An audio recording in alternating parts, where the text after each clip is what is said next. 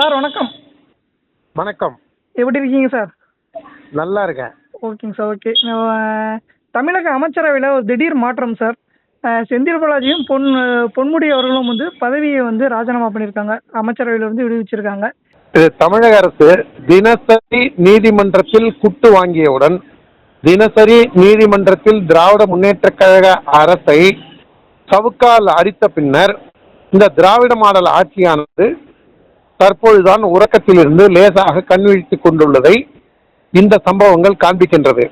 செந்தில் பாலாஜி அவர்கள் உச்சநீதிமன்றத்தில் தனக்கான ஜாமீனை கோரிய போது எனக்கு உடல்நலம் சரியில்லை, நான் தற்பொழுது அமைச்சராக இல்லை, எனவே சாட்சிகளை நான் கிடைக்கும் சூழ்நிலையிலோ இடத்திலோ இல்லை, எனவே எனக்கு ஜாமீன் கொடுங்கள் என்று கேட்டார். ஜாமீனில் வந்த அடுத்த நாளே திரு செந்தில் பாலாஜி அவர்களுக்கு தமிழக முதல்வர் பதவி பிரமாணம் செய்ய வைக்க வலியுறுத்தினார்.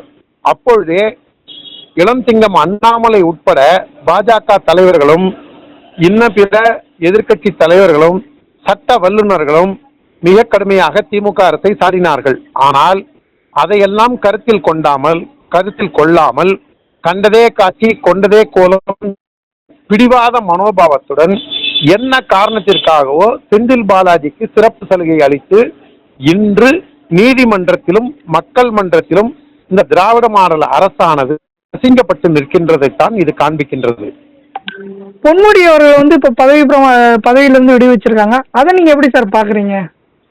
பொன்முடியை வந்து இதுக்கு முன்னாடியே அவங்க செஞ்சிருக்கணும்.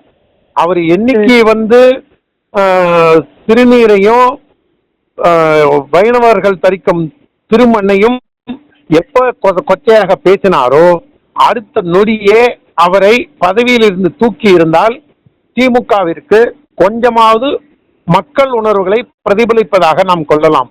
ஆனால் அவரை கட்சியின் துணை பொதுச் செயலாளர் பொறுப்பிலிருந்து விடுவித்து விட்டார்கள். நான் அப்பொழுதே கூறினேன், திமுகவில் துணை பொதுச் செயலாளர் என்பது என்ன ஐநா சபை பதவியா அல்லது ஏதாவது அதற்கு புனிதம் உள்ளதா?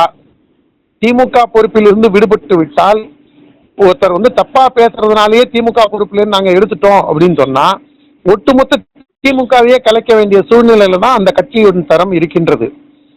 ஆனால் அப்பெல்லாம் பிடிவாதம் காண்பித்த இந்த தமிழக அரசு, திராவிட மாடல் அரசு, ஸ்டாலின் அவர்கள் தன்னுடைய பிடிவாதத்தால் இதிலும் அசிங்கப்பட்டு நிற்கின்றார். மாண்புமிகு சென்னை மெட்ராஸ் உயர்நீதிமன்றமானது சூமோட்டோ வழக்காக எடுத்து பொன்முடி அவர்களின் இந்த அநாகரிக பேச்சை வழக்காக எடுத்த பின்னர் தான் திமுக அரசு லேசாக கும்பகர்ண உறக்கத்திலிருந்து லேசாக விழித்து கொண்டு வந்துள்ளது என்பதைத்தான் இதுவும் காண்பிக்கின்றது. இதுல இன்னொரு முக்கியமான விஷயம் எல்லாரும் மறந்துடுறது என்னன்னா, பொன்முடி வந்து என்னமோ இப்பதான் பேசினாருங்கிற மாதிரியும் பெண்களை இழிவுபடுத்திட்டார், கடவுளை இழிவுபடுத்திட்டார் என்னமோ இப்பதான் செஞ்ச மாதிரி சொல்றாங்க. அதுல பொன்முடி நாங்க அடல் சோன்லி பட்டிமன்றம் நடத்துவோம், திராவிடர் கழகத்துல நடத்துவோம், பெண்கள் எல்லாம் வர வேண்டான்னு சொல்லுவோம் அப்படின்னு இந்து மதத்தை வந்து இவங்க கடந்த 40-50 ஆண்டு காலமாக பொன்முடியோட வாழ்க்கையில மட்டும் நான் சொல்றேன் அப்படின்னா ஈவேரா காலத்திலிருந்து எந்த அளவுக்கு ஒரு வழிபாட்டு முறையை கேலியாக, கிண்டலாக, அசிங்கமாக, அருவருப்பாக இந்த திராவிட கும்பலானது பேசி இருக்கின்றது என்பதைத்தான் தற்போதைய நடவடிக்கைகள் காண்பிக்கின்றது. This is too late. அதே நேரத்துல புதுசா வந்து இன்னும் ஒரு சில பேருக்கு பதவி கொடுக்க போறதாகவும் பிடிஆர் பழனிவேல் தியாகராஜனுக்கு முக்கிய பொறுப்புகள் வழங்கப்படுறதாக சொல்றாங்களே, இதை பத்தி நீங்க என்ன சார் நினைக்கிறீங்க? ஒருவேளை இந்த பிடிஆர் பழனிவேல் தியாகராஜனுக்கு அடிஷனல் பொறுப்பு கொடுத்தால் அவர் உள்ளுக்குள்ள திமுக தலைமையை மிரட்டி இருக்கின்றாரோ என்பதாகத்தான் நம் கணக்கில் கொள்ள வேண்டும்.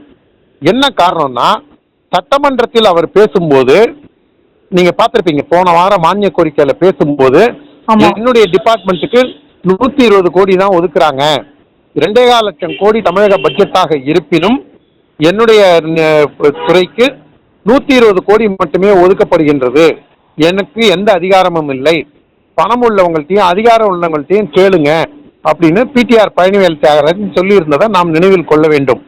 அதுல நான் என்னவா பார்க்கிறேன், நான் பிடிஆர் பழனிவேல் தியாகராஜனை நான் யார் தெரியுமா, எங்க அப்பா யார் தெரியுமா, என் தாத்தா யார் தெரியுமா, என் பாட்டன் யார் தெரியுமா, என் பூட்டன் யார் தெரியுமா அப்படின்னு சொன்னவர் இன்னைக்கு இந்த தற்கொலைகள் முன்பாக அசிங்கப்பட்டு நிற்கின்றார். படித்தவர்களுக்கு திராவிட முன்னேற்ற கழகத்தில் வேலை இல்லை, ஓரளவுக்கு விஷயம் தெரிந்தவர்களுக்கு திமுகவில் வேலை இல்லை என்பதைத்தான் பழனிவேல் தியாகராஜன் சட்டமன்றத்தில் பேசியிருந்தார். ஒருவேளை அவர் திமுக தலைமையை மிரட்டியதால் பணிகின்றதா என்பதை நாளைக்கு நாம் பார்க்க வேண்டும், பொறுத்திருந்து பார்க்க வேண்டும். கவர்னருக்கும் இந்த அமைச்சரவைக்கு ஒப்புதல் கொடுத்திருக்கிறதா சொல்றாங்க சார். கவர்னரை பொறுத்த வரைக்கும் செந்தில் பாலாஜி விஷயத்துல பலரும் அவருக்கு பதவி பிரமாணம் செஞ்சு வைக்க வேண்டாம் தான் சொன்னாங்க. ஆனால் ஒரு அமைச்சரவையிலிருந்து ரெக்கமெண்டேஷன் வரும்போது, பரிந்துரை வரும்போது அதை ஏற்று செய்ய வேண்டிய இடத்தில் தான் கவர்னர் உள்ளார்.